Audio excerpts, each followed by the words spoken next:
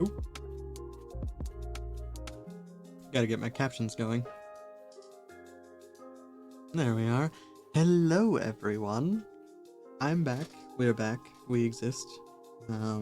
Using the royal we, of course. How's everyone doing tonight, huh? Hey, Jules. Hey, Jay. Glad to see you both in chat. Oh no, Ajay. Why are you in pain?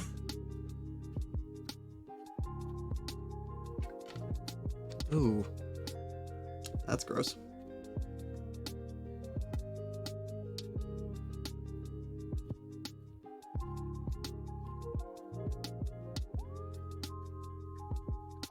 I mean, I understand that pain. I've been there.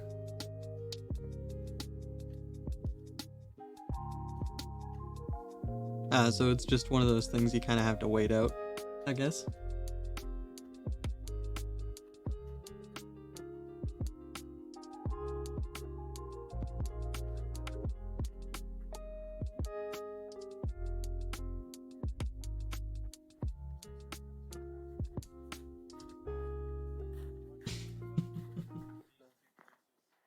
That is rough.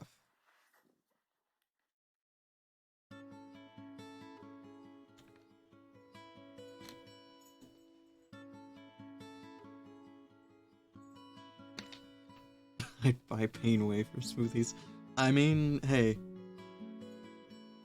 If it works. Max Payne is a bold character. Just with some very bullet time extras.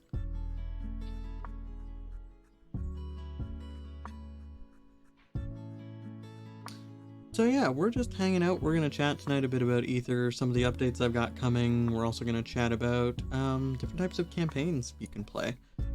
Y'all should be able to hear me much cleaner than before. I'm still fiddling with all the new sound setup, so...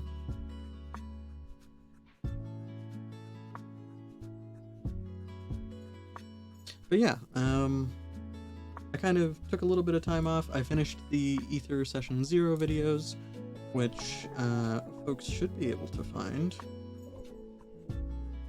via my card link. You'll find a link to my YouTube channel where you can see a full walkthrough of the PDF as well as some minor play examples and stuff like that for the game. As far as play examples go, that's one thing I've been meaning to get to adding into the PDF, but I haven't really written them yet because, one, I've never done it, and two, I need to see how the game actually plays first before I can describe it properly. So I give a few examples in the videos just of, like, the intent of how things are to be played. But yeah, we'll get there. We'll get there. The last of the videos went up. I was expecting it to be a 10-part series, but it turned out to be 8 parts because the GM tools are consistent enough that I was able to just summarize, which was quite nice. Beyond that, I probably won't be making any other videos about the game itself unless I do any big updates. And with regards to updates, I should have Aether 1.2 coming out soon. I'm waiting on some stuff to come back from Katie, my artist, before I do. But just to give you an idea of what's coming in the 1.2 update for the PDF, with regards to the core rules, you're going to have some links that I actually missed in one of the charts. So they'll link within the PDF. Each of the Session 0 videos is linked underneath their requisite headings in the PDF as well, so you can actually just watch along under specific headings, which is wonderful. I personally love it. And then I've actually added 3 things to the game. They're small things, but I have tweaked a little bit of how damage works. So now when you play a skill check for damage, it's your skill check versus your target's defense, usually. And the difference is whatever damage you deal.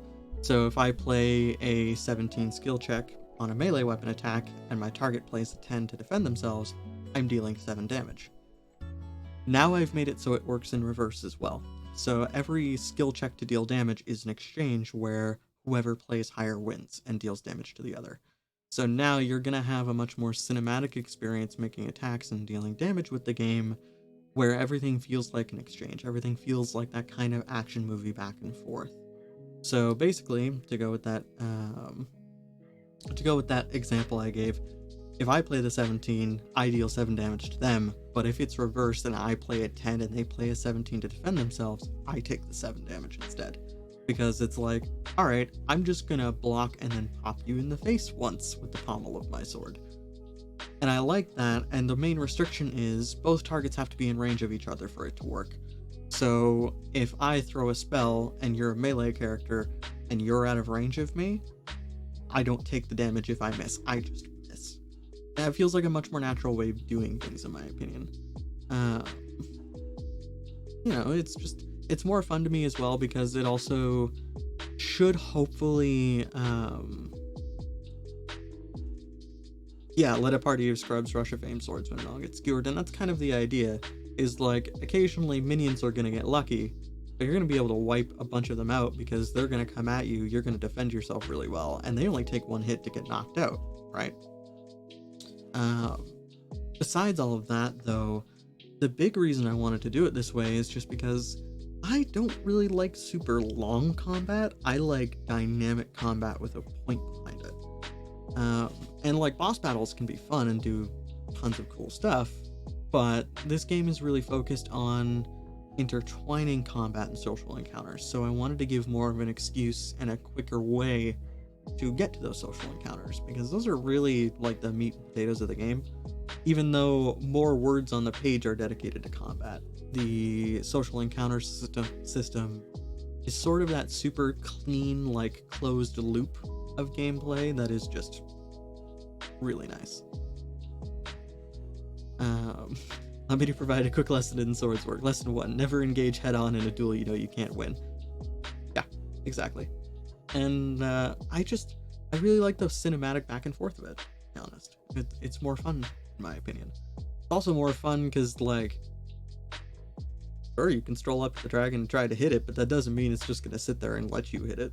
You know, defense was always intended to be a more active, I know I'm about to deal with something, so I'm going to defend myself idea in combat. And having it be an exchange makes that feel a bit more consistent, in my opinion, with regards to tone. That said, I see we have RPG Hour in the chat. So for those that don't know, I'm part of the Star Wars Legacies campaign podcast over on the RPG Hour network. So you can go check that out with the links I just posted. And Ajay is a dear friend who wrote the Bolt system. And so Ajay occasionally streams, and you should go check out those streams because they're fun and very relaxing. But yeah, that's kind of the biggest change that's going on. The other 2 changes are very minor. They're very minor additions in that I added rules for combining skills together, and I added rules for just a general, if you feel like it's a little bit outside the rules, just spend a resource to do it. And so basically we have this scenario where for combining skills, you just take whichever skill check is higher of the 2 you want to use, and then you burn cards as normal. If multiple players want to combine their skills together, one person makes the skill check, and then 1 or more people spend the resources needed to bump the skill check in any way they want. So you split the work between the person doing the work and the person paying for the work, really, instead of paying it all yourself. And that's mostly for like out of combat scenarios, you know, if you're trying to solve a puzzle or whatnot, but it's just helpful to have it there coded, in my opinion. As for the potential, I've run into a lot of things in games where I feel like they're just kind of outside the rules, but they don't really like fully break them. So I added just a rule of thumb in there to be like, hey, if you feel like it doesn't quite work this way, but it's really cool, just have a player spend 1 or 2 potential or burn 1 or 2 extra cards and call it a night. Like, don't stress over it. It's kind of just the easier way to do it, and it makes more sense, to be honest. And there's room for it in the rules anyways, so might as well just make it a hardcore thing. But yeah, those are the big three changes you're going to see rules-wise in, whatchamacallit, 1.2. After 1.2, I don't imagine any big additions being made. I don't imagine any big subtractions being made. I'm finally going to start to get to playtest this thing soon, which is nice. And I expect playtesting to go really well. I expect it to go very smoothly. Mostly I expect just wording for different player abilities to shift, depending on whether they're actually fun to use or not. And I'm expecting any edits to happen will be for mostly clarity and math purposes, but I don't see the math changing all that much because I like my 1 to 5 scale. I think it's nice and clean and simple. But yeah, that's all you can expect for that. The big update for 1.2 is just, yeah, I'll announce this right now. We're getting the full cover art when I release 1.2, which is going to be, it's going to be really nice. I'm very excited for it. So anyone who's already bought the game will get the full cover art updated PDF version rolled out for free, and then from that point on it'll have full cover art.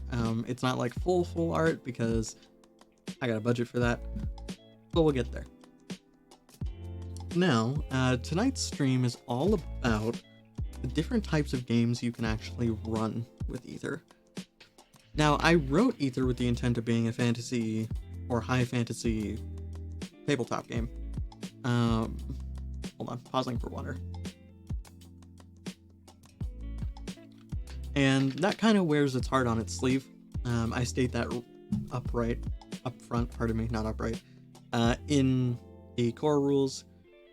But with a little bit of work, it doesn't have to be the sole thing it can do. And there's a lot of ways to blend genres and tones, and I kind of just want to run through some different campaign ideas just to talk about them and show you the real, like, potential this game has if you're willing to just sink a little bit of time into it. And the reason why it takes a little bit of time is because I purposefully wrote this game to be very flavor light. There's not a whole lot of setting requirements, there's not a whole lot of lore or anything like that in the book. It is strictly a rules manual, with the intent that you use those rules to go build your own. And because of that, there are a lot of little notches and a lot of possibilities for expansion that are included in the base game. You just gotta get a little bit creative with it. And the thing is, like, I'm never gonna escape the shadow of D&D, so I'll say it this way. Where people say you can homebrew anything you want in D&D, but a lot of people feel lost doing that, I took an approach to Aether where it's like, alright, I'm going to encourage you to homebrew for Aether, but I'm going to make sure you're aware of all the tools you have to do so, kind of up front. So I put out a tweet on recommendation from a dear friend, Cinziak, and I said, hey, ask me about any kinds of campaigns you'd be interested to hear me talk about with regards to Aether. Like, what kind of games could you run? And I got a few responses, and so we'll walk through those. I got about 4 responses courtesy of a friend of mine, Basilisk Online, and I also came up with a few of my own. And I'll also, of course, take any questions from chat as well as we go. So, getting into this, I want to talk about, like, overall strengths and weaknesses of the system as I view it. So, of course, I'm going to brag a little bit, and I'm going to say the biggest strength of Aether is that it doesn't vary the toolbox. It tells you exactly how you're able to make things, it gives you full permission to do so and encourages you to do so, and it gives you a bunch of extra systems to help you do that. It gives you a bunch of random pull tables to use just a deck to go build a full creature. You can literally pull, like, 8 to 10 cards, look up a couple of charts in the back of the book, and you have a full NPC. All you gotta do is name them and give them a description. That's pretty great. Like, I love that aspect of it, personally. The other thing is, it being very flavor light means there's a lot you can do with it. You can basically, like, create any style of high fantasy game you're looking for with it, with a little bit of work. And most of that work is going to come in the way that you actually rationalize certain things about the game.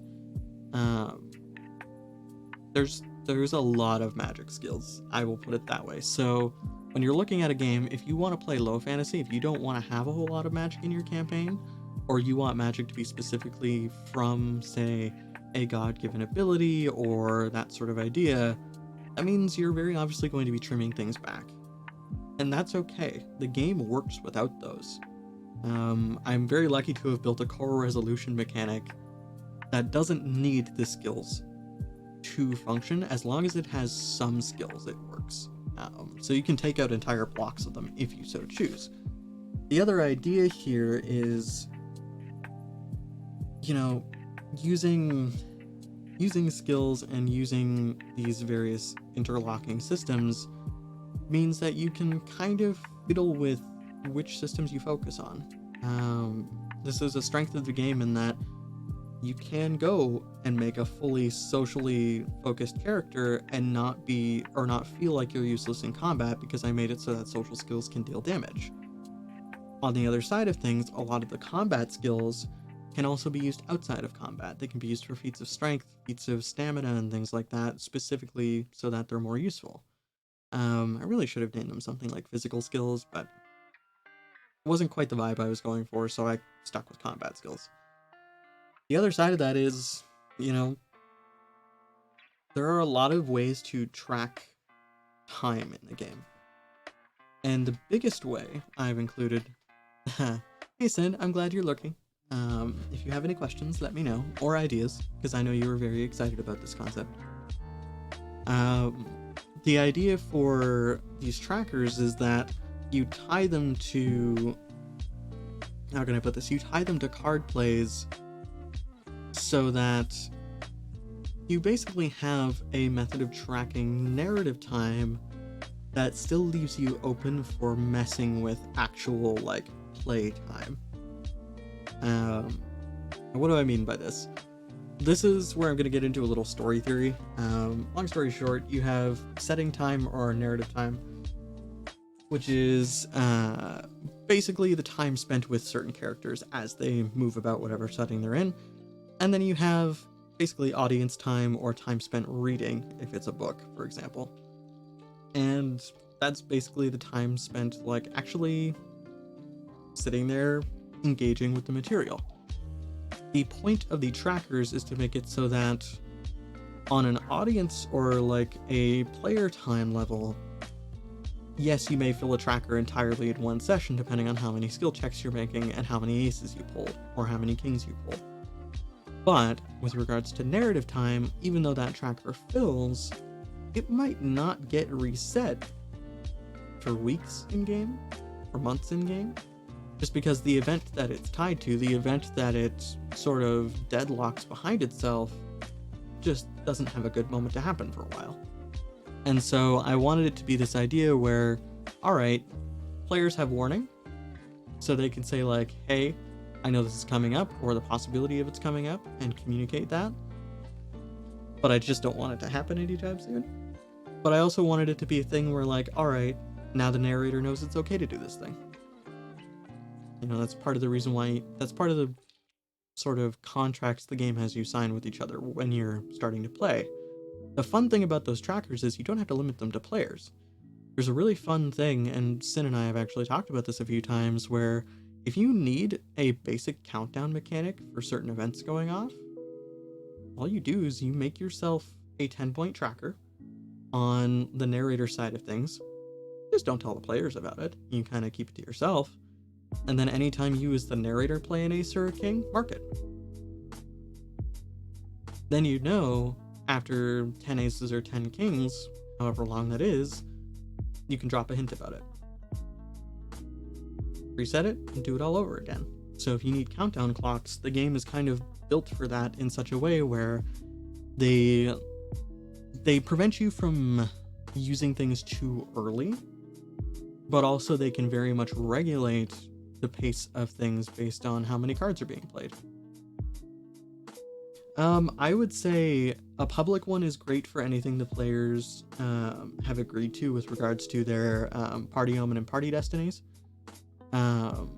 Players could also make one if they wanted to. In fact, the timer effect is already how you track player omens and player destinies, being that the player omen is, and the way I rewrote it recently was, it's something personal the character is going to have to go through to see themselves as a hero. So it's something they have to overcome as kind of a blockage, but they never know when it's going to come up.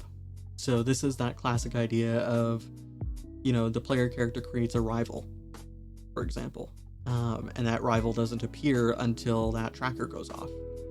Or for the destinies, those are things that are like more external and have to be things to overcome for like the player to be seen by others as heroic. And those kinds of ideas can be like, oh, I'm going to retrieve this magic item, or I'm going to rediscover this thing, specifically with regards to like magical secrets, or maybe they're going to fight off a monster attack on a major city and that sort of thing. And this kind of has an extra tier to it because you have group omens and group destinies, or party omens and destinies.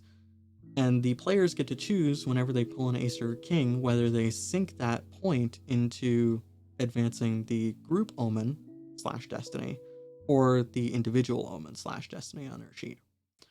And that's purposefully so that they can sort of have a little bit more control over when things happen. And this is all for the sake of mechanizing that idea of communication and making sure that the players get as much say in the progression of the story as the narrator, really. Now, I would say the narrator can do secret timers if they're nesting sort of certain hints inside of bigger events.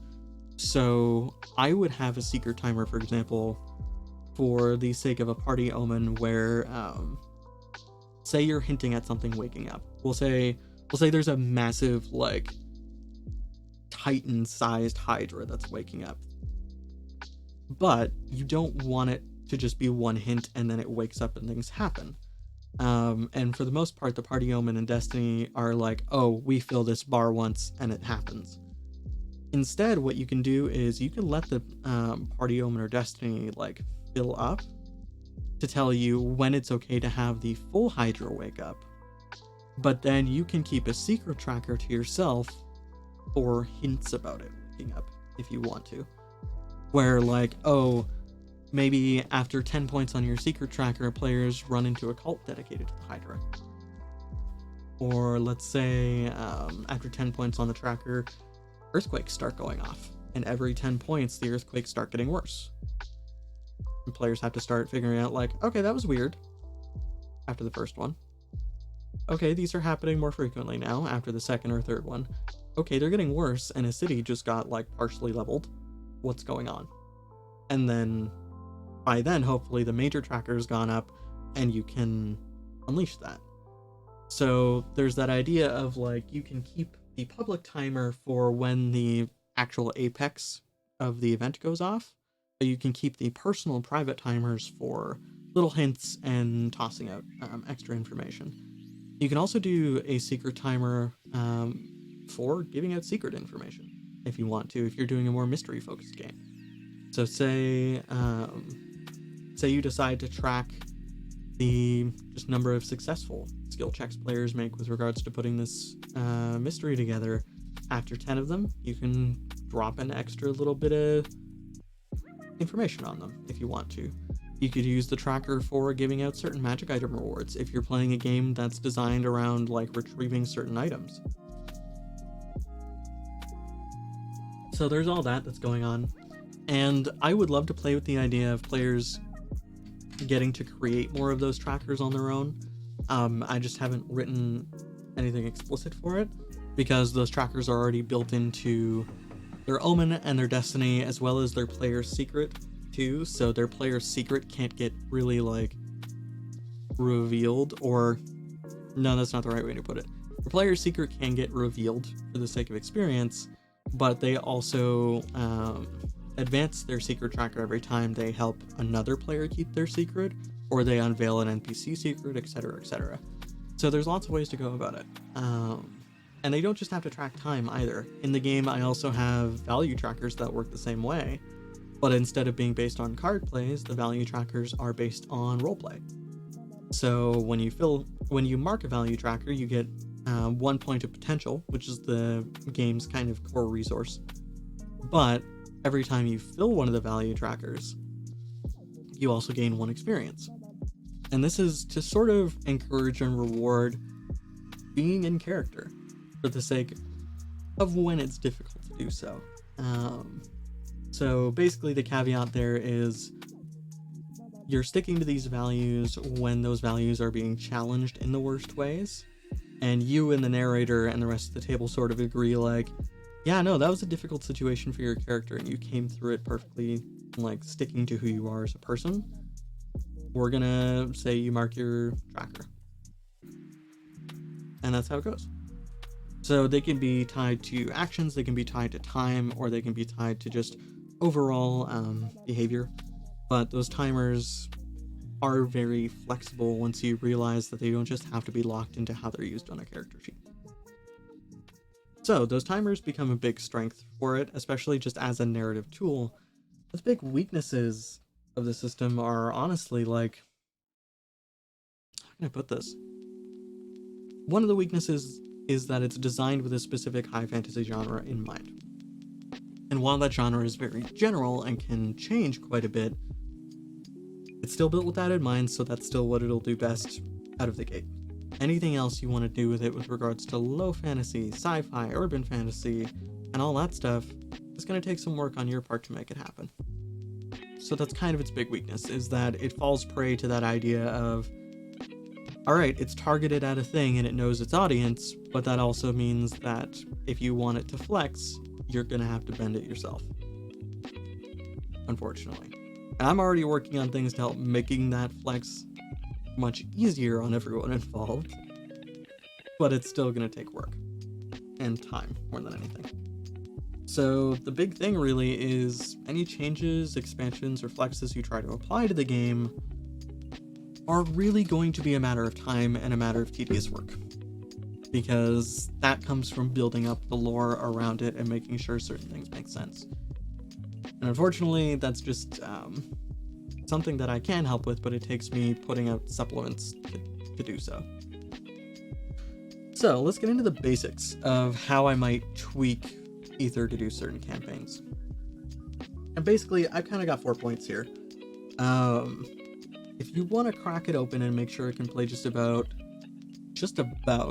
mind you, any genre of fantasy or style of game, the one thing you're going to have to do is you're going to have to rationalize how the magic skills come out. That's kind of the thing. Like, magic is hard to remove from the system because there's so much of it based on premise, and that means that you have to kind of really think about how that's going to show through in whatever setting or game you're running. But luckily, if you're the narrator / GM, or you have a group that is particularly into world building and making cool settings, that's going to come kind of very naturally, I would think, because the game gives you the starting point. It tells you this is what these skills do, and you get to sort of work backwards and find the origin point for them. The second thing you gotta do is you gotta pinpoint what rules you're using and what rules you're gonna ignore. And this is specific to things like equipment. This is specific to things like if you don't want to run a heavy combat game, because, you know, I wrote Aether because I did love D&D combat. I love the tactility of it, but I wanted it to move faster. I wanted it to be a bit more flexible, so it is combat heavy. You know, that is just a bias of the writer, I will say. So you really have to decide what you're going to use and what you aren't going to use. But the nice thing is, since the system works off of the same core premise for both combat and non-combat checks, you can basically pick and choose what rules you're using very, very easily. And you can change them as a result. Beyond that, you can see if any subsystems you feel like you need already exist in the form of supplements, or if they're easy to port over from other games. That's a possibility. I did my best to, for the converting from D&D pack, I did my best to write ways and like, okay, this type of bonus equates to this type of bonus, that sort of thing. And that's the general way that applies if you're converting things from other systems. It's not perfect, but no conversion kit ever will be. I went with a convert from D&D 5e kit specifically because I was already writing it. You know, I've got a home group that I'm porting over from D&D to this game system to playtest it. So I basically knew that I'd have to make conversion kits already, and I might as well make it general enough and specific enough that it could just function for anybody. But yeah, if you feel like you need a subsystem for the type of game you want to run, one, check my Twitter feed and see if I'm already working on it, because I might be. And two, if it doesn't already exist, see how easy or difficult it might be to port over. And then, as I said kind of before with the magic stuff, but more specifically just in general, rationalize what mechanics you need and which ones you don't, or how they work. The game itself gives you the tools to help you build a world. So just make sure that, like, you're building a world where the mechanics fit. If you do that, at the end of the day, you really don't have to make a whole lot of changes for the system to fit basically any genre. So we're going to start with the types of games I was asked about by Basilisk Online, whom I don't know if is there in chat currently. However, the four questions they asked, or at least the four campaign types they asked about, were very interesting and very different, and I'm really glad to be able to address them. So, the first one Basilisk asked about was if you could do galaxy-spanning sci-fi. So, this begs a few questions. First off, galaxy-spanning sci-fi, one of the big things that always comes up with that is, alright, can you do space battles? Right now as Aether stands, no you can't. But eventually? Question mark? Due to my home game, I'm going to be writing airship rules, and I'm going to be writing them in such a way where they should function as general vehicle combat rules, which means that eventually that element of space battles will be there. It'll be available to you. That said, if you don't want to worry about the space battles and you just want people to go planet hopping and deal with different things, yeah, you can totally do that.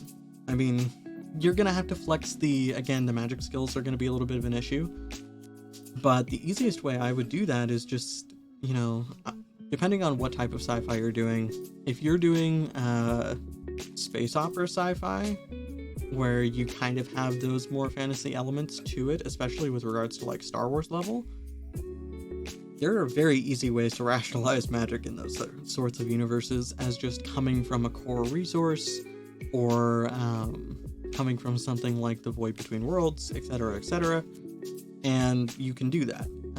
The best way I've seen it done was probably biotics, personally, in Mass Effect, because biotics are just magic and telekinesis and stuff.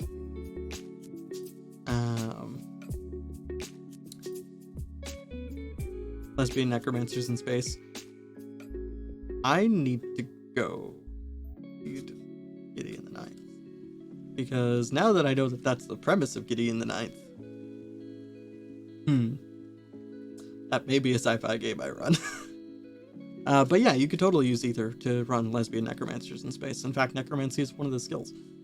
It's called spiritualism because I don't like the connotation of necromancy, but there you go. And the other side of that too is, like, with the trait system that I have, which is sort of bare bones at the moment, but might get an expansion later.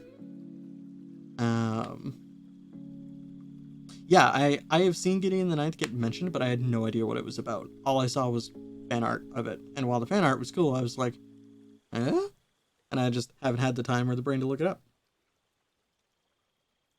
But yeah, I would totally run that sci-fi game. I'm not gonna lie. Again, it would take a little bit of work, but as long as you have some way to rationalize the magic skills, you don't even really need to change anything about the Aether system to do it.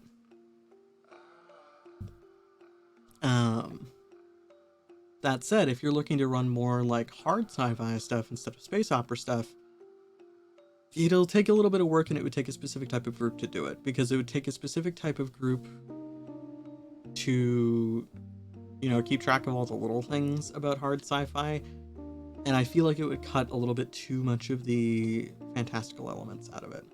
What kind of games would you say do not use Aether for this? Ooh, that's a good question. I have to think about that for a second, because part of me wants to be a little bit arrogant and say it could play any game system as long as you put the work into it. But I don't want to say that because it's not true. Personally, I'll be blunt, it's not built for one-shots or short series. It really does not. While you can play a one-shot in it, it doesn't shine in a one-shot setting, because so many of its mechanics and its core rules are built for campaign play.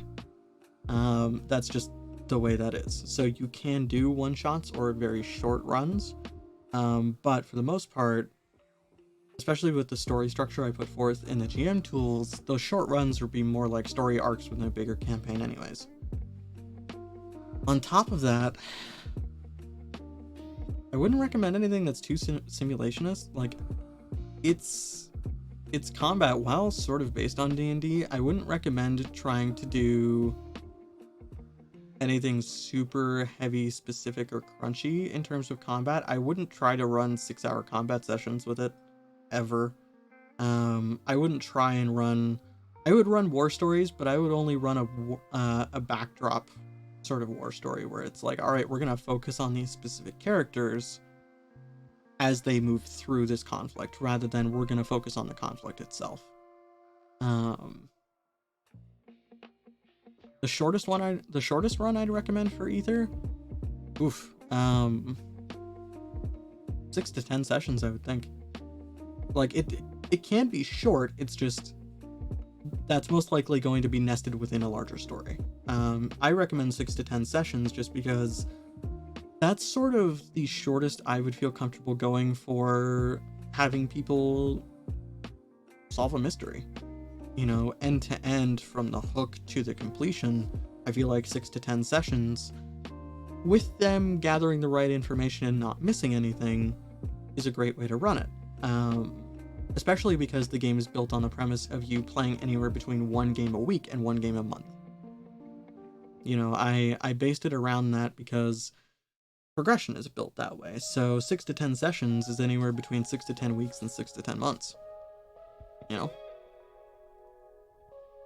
That's kind of a long time, especially for 3-hour game sessions. That's a lot of content you get through, and a lot of choices, and a lot of arguing, and a lot of encounters, possibly. But that's how I feel like if I were running a short mystery where it's like, all right, you have this hook, and you have to complete this story hook as soon as you can, 6 to 10 sessions feels comfortable to me. And that might also just be a bias of my own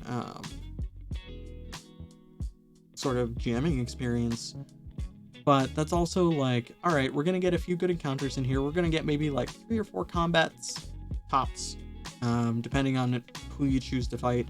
You're gonna get a couple of good social encounters in there too, you're gonna find out some plot twists, and then you're done, and you get your reward.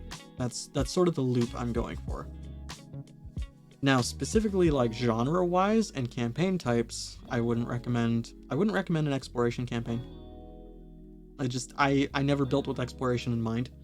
There's a little bit in there for stuff you could do with it, but it would kind of take a lot of rationalization work on behalf of the GM. The game's just not inherent to that. So I wouldn't really recommend survival horror either. You can get horror elements into the game, sure, especially through any adversaries you throw at the players, but it shouldn't be a grim horror scenario either. Like, it's not a game like 10 Candles where you know you're not really going to make it out by the end of it. This is a game where, like, if you hand them a slasher villain, they are more than likely going to have that slasher villain, like, strung up or in jail by the end of the campaign, or the end of the story arc even. So you can't expect that to happen. And while the game has variable lethality, in the sense that like you can choose how easy it is for someone to die and all that. It's up to the players whether or not their characters die, so it just wouldn't run horror well. Scooby-Doo horror, again, you could do it, but it would probably feel like a very big tone clash. You can definitely get horror elements in there. You know, your kind of classic dungeon crawl horror if you wanted to, or some more maybe eldritch horror ideas with cultists and all that classical stuff, because that's what it's built for. You know, I'm always down for a good old cult trying to summon a horror beast from another dimension storyline. That's something I would do in a heartbeat with this system. But if you create a story arc or create a story hook in mind with the idea that the players should fail, or that the players are going to die during this, that kind of goes against the core of the game. The idea of the game, and I write it in the GM tool specifically, is that you as the narrator are there to set challenges that the players can succeed at, but that make the players work for it. Failure is an option, but it's not really the default state of the game.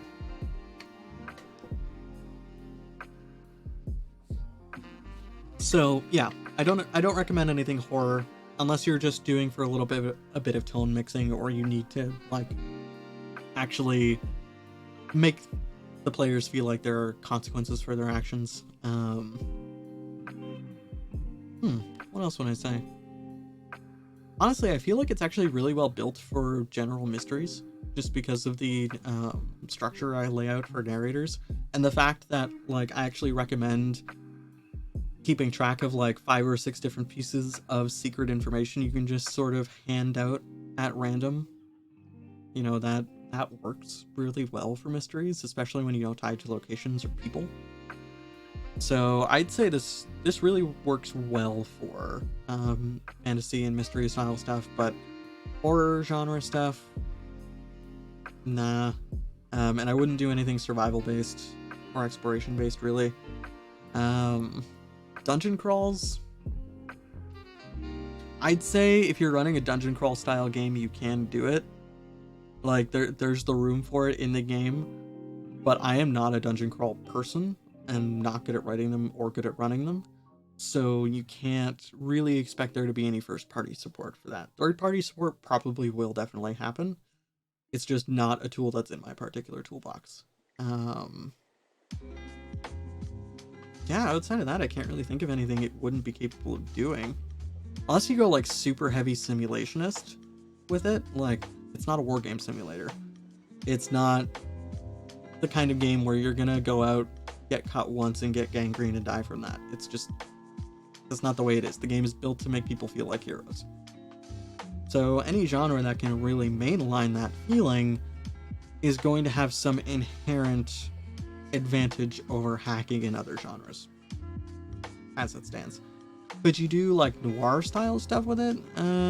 While I have a fascination with noir storytelling, it would take work. That's mostly an idea of setting tone, though, I think.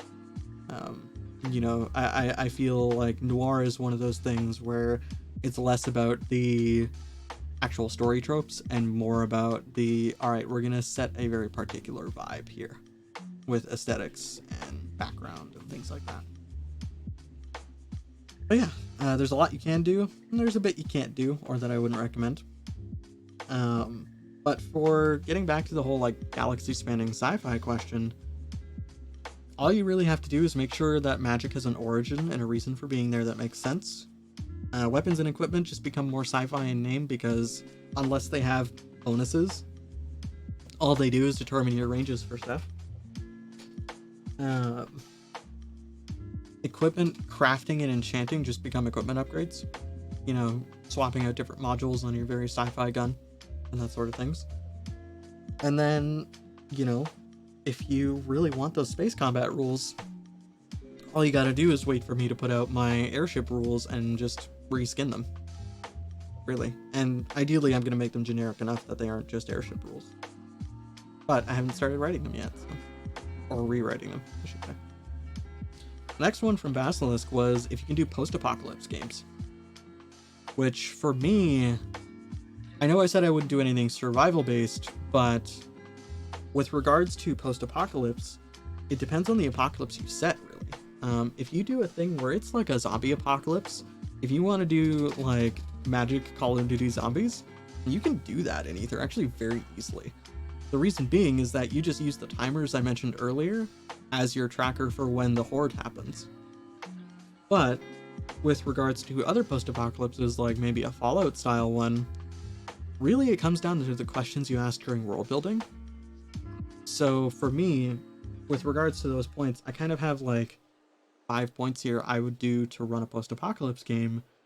The first one being choose what's sparse, choose what resources people need to survive, and figure out ways that the players will be able to go out and find it.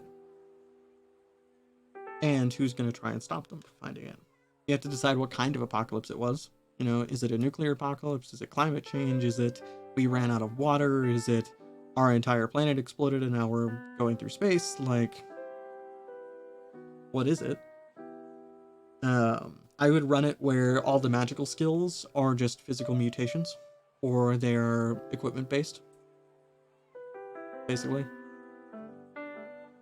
You have to decide how lethal the game world is. There are rules for dialing up or dialing down the lethality of the campaign, and that's sort of an important thing for post-apocalypse stories. If this is going to be about finding hope in a post-apocalypse, you're probably going to want it less lethal. If this is about like, oh no, you could die at any moment, you're probably going to want it to be more lethal. And then you're going to want to rename some weapons, and enchanting becomes like your weapon and armor upgrades and so on and so forth. Sort of the same way with Sci-Fi, in my opinion. Another one from Basilisk was if you can run non-combat games. And I touched on this earlier, but the beauty of both social and combat skills dealing damage, really, is that while you can absolutely be a social focused character and still do things in combat, you can also be a social focused character in a party of social focused characters and just not run fights all that often. That's one of those things where it's really up to the group, in my opinion. It's up to the characters you make. You'll notice even some of the utility skills have a lot of variation in their upgrades. So you can just focus on specific upgrades if you want. Oh, and one other thing I do need to go in and add to the book now that I think about it is the concept of if you level up, but you're not going to use, or if you level up a skill, but you know you're not going to really use any of the skill upgrades that are available for it, just don't write them down on your character sheet. Say you have the skills, say you're that skilled in it, don't worry about the upgrades. You know, do what works best for you as a player. And specifically, I think about that in relation to things like the blacksmithing skill. Because the blacksmithing skill has an idea where, like, you can shut down the abilities of constructs. Or maybe it's the tinkering skill I'm thinking of for that one. Blacksmithing has one where it's, you get to lower the defenses of targets in combat. So you can actually use blacksmithing checks in combat to mess with enemies. But if you're running a low combat game, why would you take that upgrade? You just write down that you have blacksmithing 4 and then just don't bother writing it down on your character sheet so that it doesn't take up too much room. In my opinion. You know, just don't write down the things you won't use. But if you want to run specifically a non-combat game, you're gonna have to cut the combat skills. You may keep them around if you're doing like minimal combat, but if you're going all no combat at all, you cut the combat skills. You only run social encounters, and thankfully there's a full social encounter system available in-game. If fights are rare, I would make them more lethal. Just in the sense that, like, you get less chances to take hits before you drop unconscious or dead, depending on your choice. And then I would have it where you actually increase the number of checks required to discover things about NPCs. So as the system stands right now, if you want to learn someone's secret, their love, their motive, or their fear, which are the 4 like social elements of NPCs, it really only takes 1 check to do that. You just have to rationalize it appropriately. 1 check per each one, by the way. If I were running a fully social campaign, I'd make it where like you got to make 2 or 3 checks to find one of those elements, because then you have to put in work to studying the target effectively. But that's just my opinion. More playtesting will probably show whether or not that functions well, but it's a very clean system so far. It's that kind of closed loop, so you can run social encounters entirely separate from combat that way.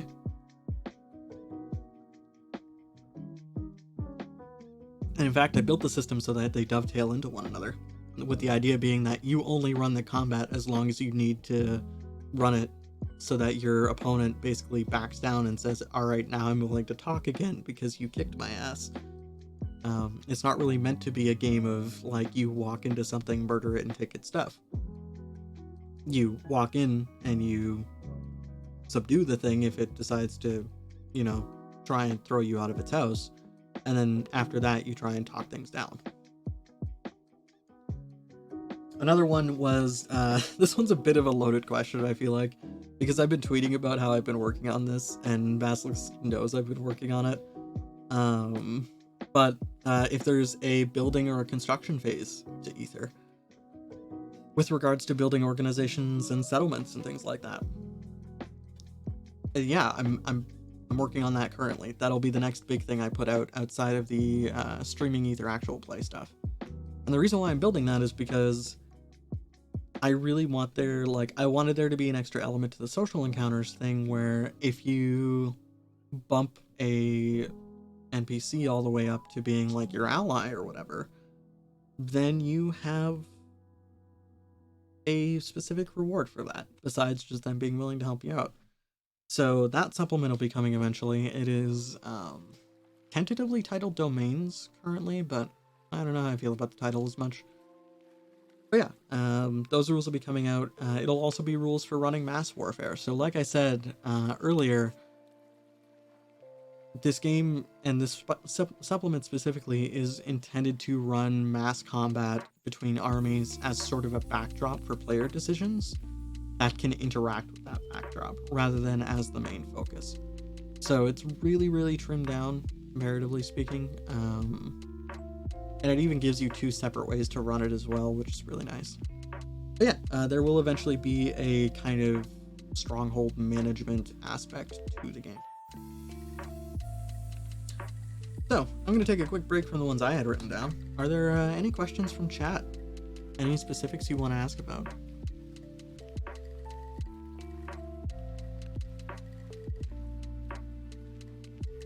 I'm having fun talking about all these possibilities, just thinking them up.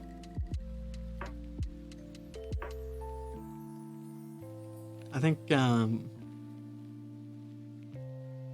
one thing I would really like to do is start putting out more setting material for Aether.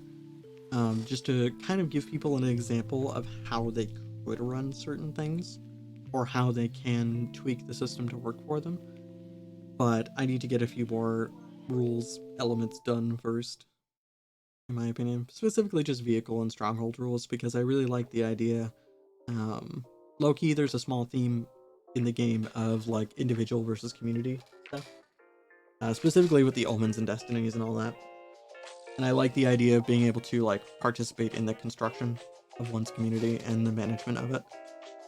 Or the idea that you could also just go in and technically dismantle a community if you really need to. Sort of Armello inspired. There's a corrupt king and we know each of their big players and their retinues, so we're just going to go in and remove those problems. But that's also for a very specific style of game. Actually, I'll be honest, a kind of revolutionary style game is one I wouldn't run without the current supplement I'm working on. Just because writing revolutions as story arcs is kind of really tough, conceptually speaking. But the supplement system I'm coming up with, I'm going to turn my audio down just a little bit because I'm peaking. But with regards to running a revolutionary campaign, the supplement I'm coming up with right now is basically going to be able to recommend various NPCs that exist as leaders within a city. And each of those NPCs can potentially grant a city specific benefits. So if you want to make a city collapse, or you want their leadership to collapse in on itself, you wind up having to discover a leader and go through kind of that whole process. which is a very interesting idea to me. I'm probably going to split those rules across like 2 supplements, to be honest. Where the first one is going to be the management side of things and like, all right, what happens if you control the city? And the second one will actually be like a nemesis system where it's like, all right, these are leaders you need to go remove from power. Because I love the idea, but it's hard to do in a way that makes sense and in a way that's fun and not necessarily confusing. And there's certain elements I'd like to mechanize of it so that the players get very clear rewards, either through gaining very specific rewards that benefit them, or by actually applying certain detriments to the leadership of an area, personally.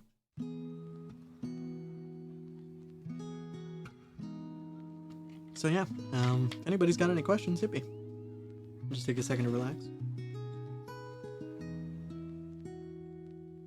RPG Hour stares in one-shot shows. Yeah, I'm sorry, RPG. As much as I love my system, it is not built for one-shots. But that's also mostly because most of the player control elements take time to build up. And that's where the game really shines, is like sharing that narrative control around. Especially when you get into things like heroic sacrifices and breaks. You know, you have to wait to have one of your trackers filled to use those. And filling those trackers takes a lot of skill checks over time. Or a lot of RP moments over time. That's all it really comes down to.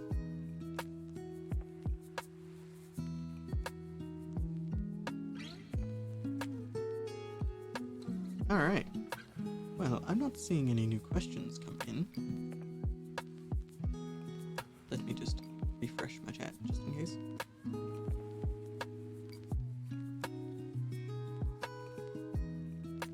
Now, I wrote down one as urban fantasy just because, like, urban fantasy is something I've always wanted to run. I love kind of like modern eras, but with fantastical elements.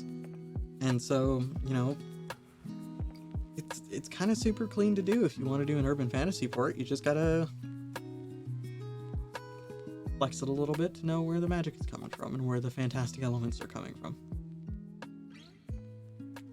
Another one I wrote down was a Persona style kids in high school with magic style thing. If I were going to do this, this is one of those things that I'd set up a secret timer for. In the concept of, like, I would have that timer set to determine when the certain weird stuff that the players have to deal with goes down. I would also set a timer for them possibly getting into trouble for, like, skipping classes and things like that. Possibly getting caught doing weird magical stuff. Or just getting noticed doing weird magical stuff as well. My first thought is the Persona 5 time limit you have for going through and stealing treasures from people's palaces. And I would do that as an Omen timer or as a Destiny timer, personally. Besides that, sorry, I thought I got a message. Besides that, you'd really just have to set up a reasoning for these players having their abilities. Sin and I have talked about a few different possibilities for how to do games like that. But for me, if I was going to do it, I would kind of go the Persona slash DMC Devil May Cry vibe of just having a sort of alternate reality that sits just beneath our own, and that's where certain metaphysical things just appear and happen. And having the core abilities of players come from being able to tap that metaphysical reality. That's how I would do it. And I think it's a really fun way to do it, personally.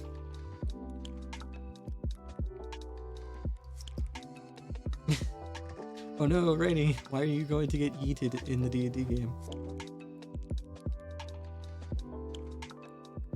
Are you being chaotic?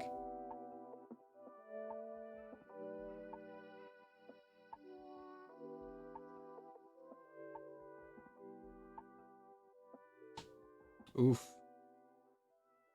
Well, that's rough.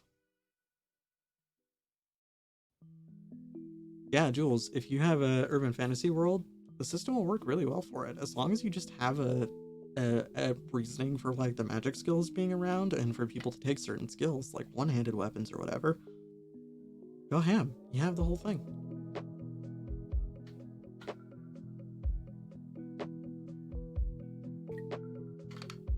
Now keep in mind, as time goes on, hopefully mechanics are going to get trimmed down to just be pardon me, to being very focused and quick to pick up. And most of that's just going to come from wording. I was thinking earlier about how I might do campaigns based on various anime that I love. Because the one thing I think the system could do really well is an actual, like, isekai anime setting, if I wanted to. The thing is, I don't think it would do it as well as other systems. If you really want to do, like, full-out Dragon Ball Z anime battle, you go play Tidebreaker. You know, that's what Tidebreaker was built for. Where I think Aether finds its niche in that kind of vein is the, like, the shonen battle anime style where it's everyone has a reason for showing up to fight, and that reason is perfectly valid across the board, whether you're the good guy or the villain. And the fight is actually just representative of you testing those concepts against each other. And I think that's where Aether will shine, rather than just, all right, we're gonna have some epic combos in an epic cinematic battle. The real fight for Aether isn't, you know, trading damage to each other. It's in the personality behind it, in my opinion. But that's just my opinion. So for example, if I was doing the one I've been thinking about a lot lately is a Demon Slayer campaign, because I adore Demon Slayer. And actually that entire idea was inspired by Gabe James tweeting about it. He tweeted out about running a Demon Slayer campaign at one point, and I was like, oh god, how would that happen? And really, if I was going to do it, it would depend on one of two things. It depends on if I want to get as close to Demon Slayer anime as possible, or if I just want to yoink out a particular couple of themes from the anime and just run with those themes under a different aesthetic.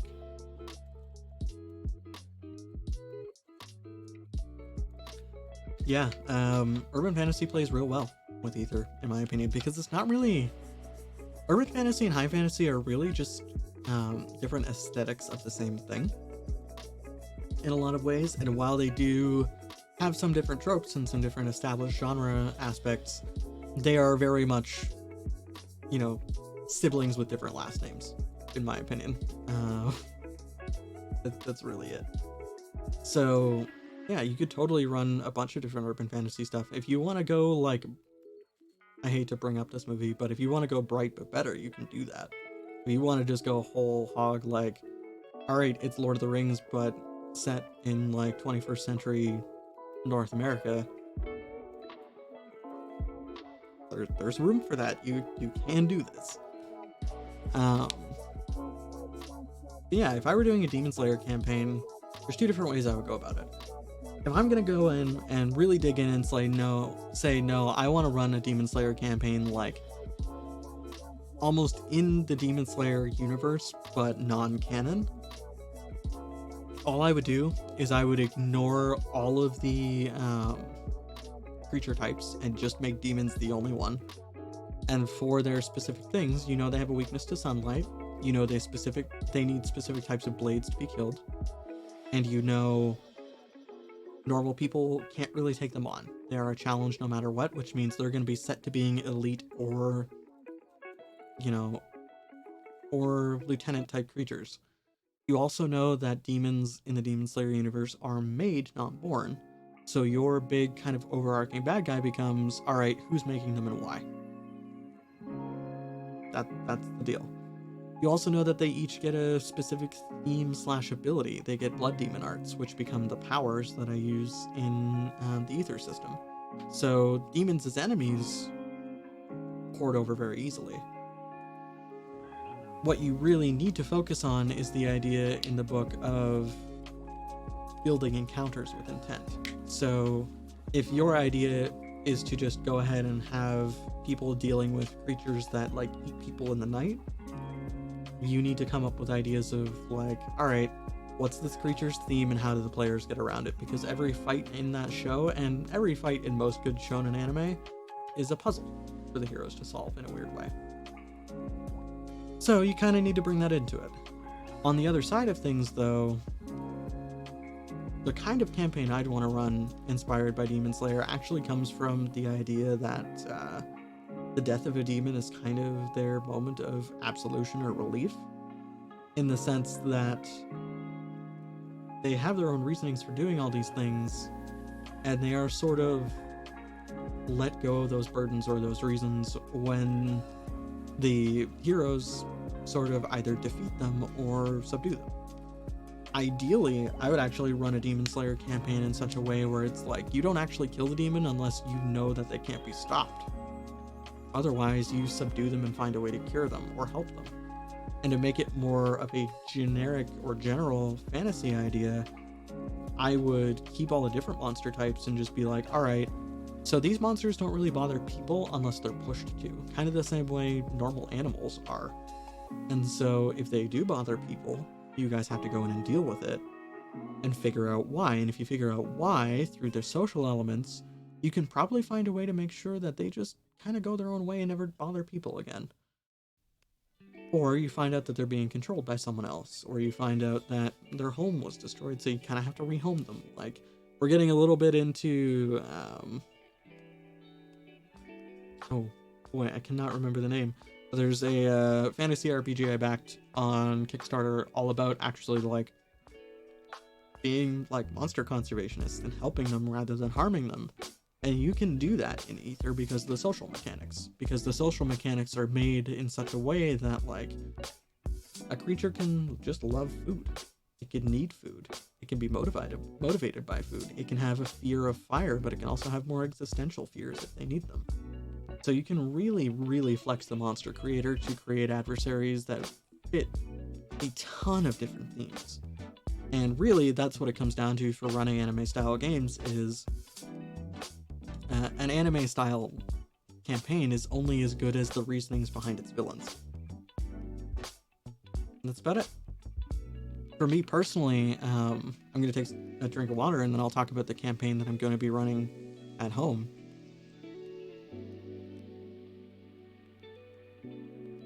So I've had a setting I've been building up for a while called Araxis, and it's been mentioned a few times, and mostly I'm going to steal a turn Jules in chat actually came up with. It's a Ghibli punk setting. It is my little personal fusion of Dishonored style aesthetics and Stardust inspired campaign. Nice.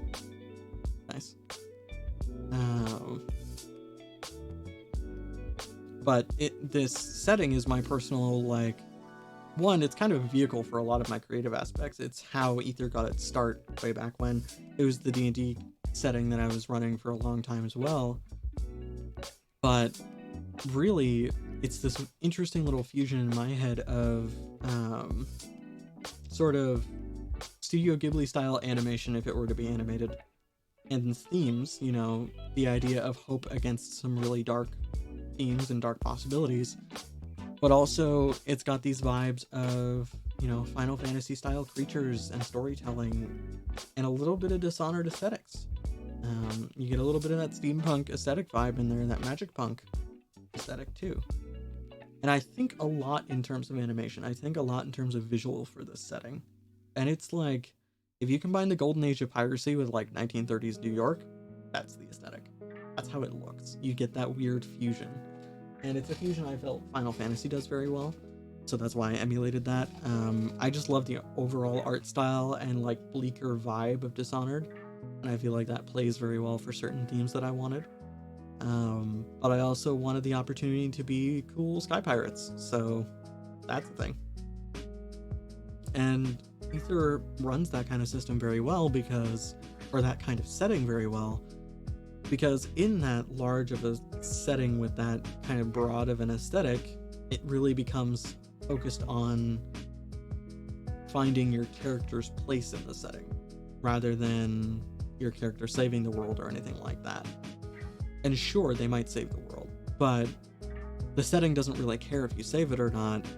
The setting cares more about, all right,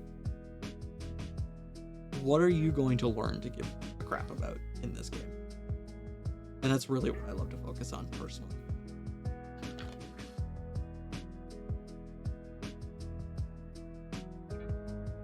Another type of game I've wanted to run for a while, and I kind of concocted it during my pitching Aether campaigns stream. I've wanted to run a mercenary company game for a while. I just think mercenaries are really cool.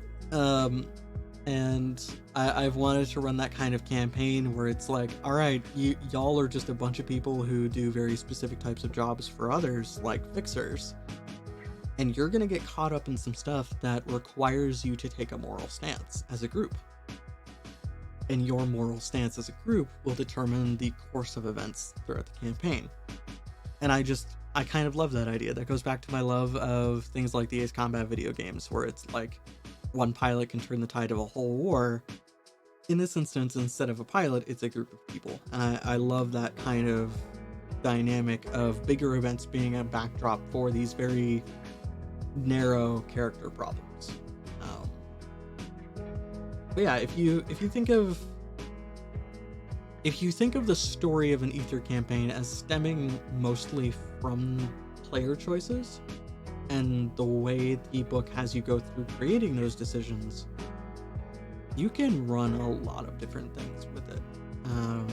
You can run basically anything under the sun with regards to fantasy, as long as it's not like little to no magic fantasy, I would say.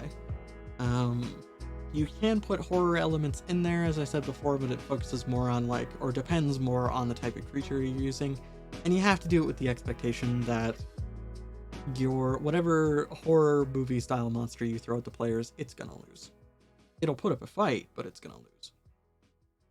If you want to run more stuff that is intrigue based and politics based, you can absolutely do that, but you might want to wait a supplement or two before you try it, because the supplements I'm about to be putting out over the next couple of weeks / months are really going to support that a lot more. They have a lot more built into them for that sake. But yeah, if anybody else has questions, hit me. Otherwise, I might just call it a night early for this stream. We got through a lot of different types of stuff tonight, so.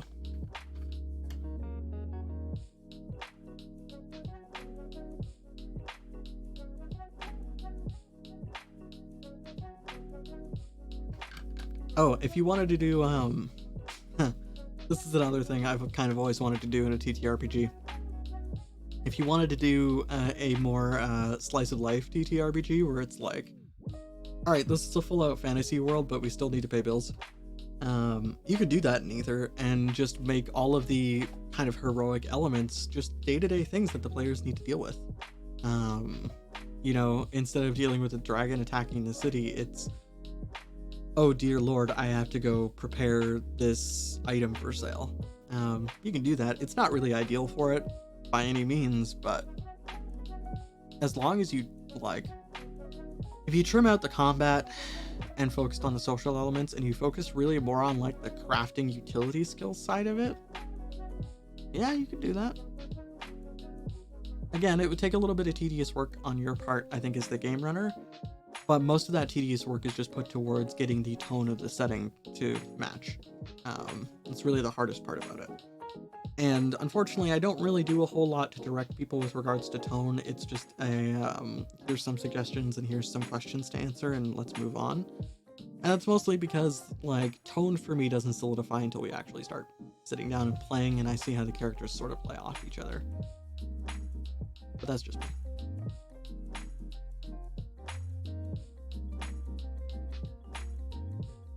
Yeah. Let me know if there's any more questions or ideas. Otherwise, we might call this a night, everybody. And I hope it's been informative for folks. I hope it's given you a little bit of an idea of just how to bend the system to suit you and whether or not you really need to bend it at all or if it already does. The system gives everybody a lot of tools to work with. We can also talk about how to create specific types of characters if you like, if anyone has questions about that.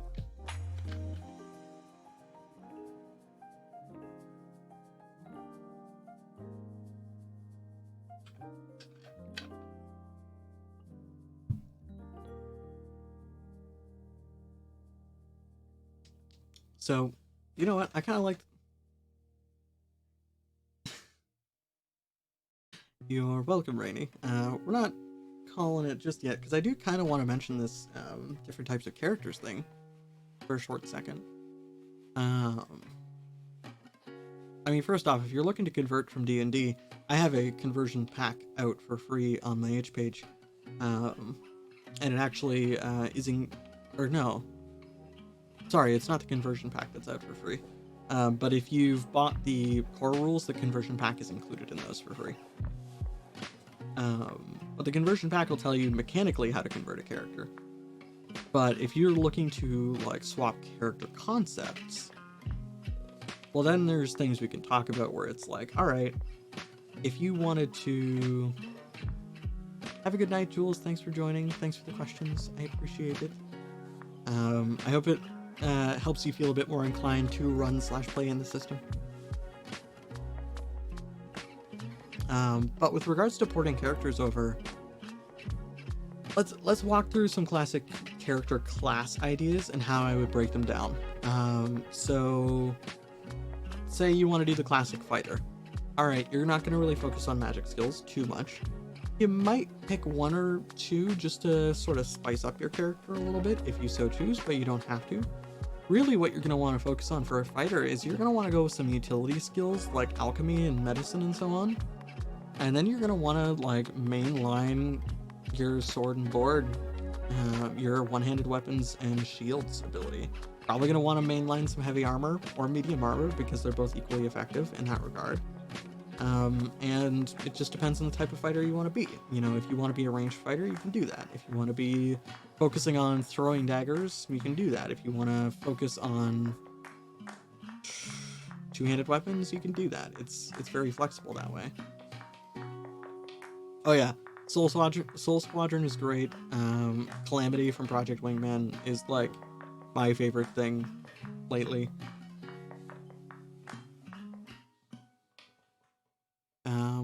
What else is there?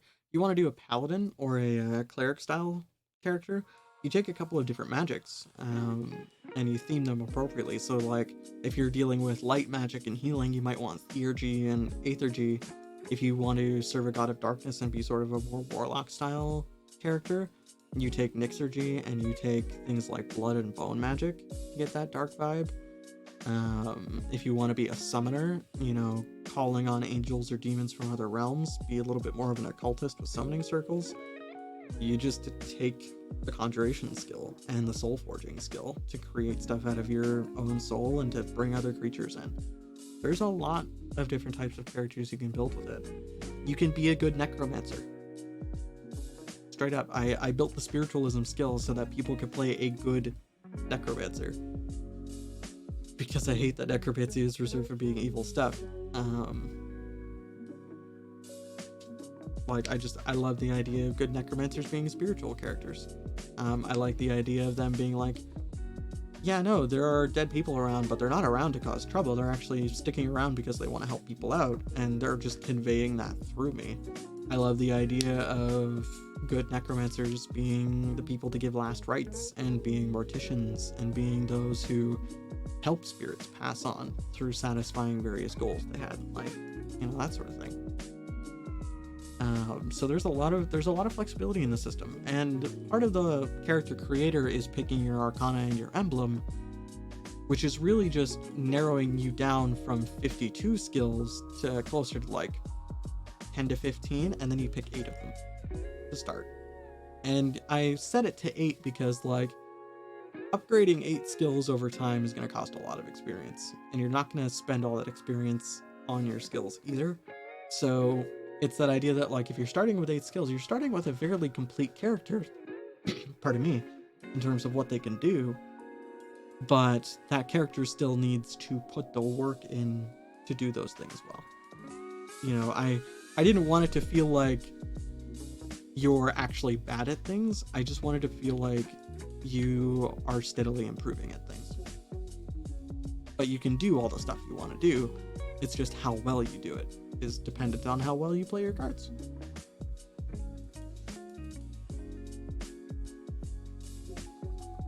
But yeah, I think with that little bit, we're hitting about an hour and a half, which is a pretty good spread for this sort of chat, I think. I appreciate everybody coming out. I appreciate everyone who has joined me to chat and ask questions and hear about the types of games you can play. I hope this has encouraged a few people to, you know, take a deeper look at the system and see, like, alright, is this game better suited for the current campaigns I'm running or the types of campaigns I'd like to run in the future? And I also hope that, like, if you want a game that sort of has more flexibility, I make 3 recommendations in the back of the book, really, and I'll explain those recommendations now. If you like certain aspects of Aether and want more of them, but Aether doesn't quite give you enough, here's how I'll divide this. If you want more of, like, the flexibility in narrative and shared control at the table, I recommend Mnemonic, which recently went to Kickstarter by D. Pennyway, and I believe Sin in chat was working on that Kickstarter as well. Highly recommend it because of just the amount of cooperation and shared control at the table there is. Also, most of my character creation process for Aether stems from it. So there's that. The character creation I created with all the leading questions and things that, like, it asks you a question that you need to answer to get a certain character element done is directly based on Mnemonic. So if you really like that, go check out that system.